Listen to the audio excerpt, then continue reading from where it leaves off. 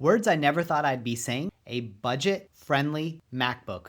This is what Apple is currently working on. Apple is trying to compete with the low to mid-tier Windows laptops along with Chromebooks, so here's how they're going to make their budget-friendly MacBook. The biggest change, which will account for a lower price, will be the processor that they're using. So instead of an M series, which is what Apple used on their MacBooks, they're going to be using an iPhone processor. Early reports are saying that they'll be using an A18 Pro chip. This is the processor that's currently on the iPhone 16 Pro and Pro Max. Another thing Apple plans to do is cut the amount of RAM that's in these MacBooks, so even though the starting amount of RAM is 16 gigabytes, they could cut it to 12 or even 8 gigabytes, which is sufficient to run Apple Intelligence features. Another thing that Apple is planning on doing is making the screen size a little bit smaller than the MacBook Air, so it'll be somewhere between 12 and 13 inches, and the screen resolution will be lower than the current MacBooks. Apple's plan is to market this to students or people who really need the full capability of macOS, but only have an iPad budget. Several reports mention that the expected price point for this MacBook will be somewhere around $600, which will cater to people who really like the Apple ecosystem and no longer have to move to a Windows laptop because of budgetary reasons. It's also cheaper than buying an iPad Air with the Magic Keyboard and being restricted to only iPadOS apps.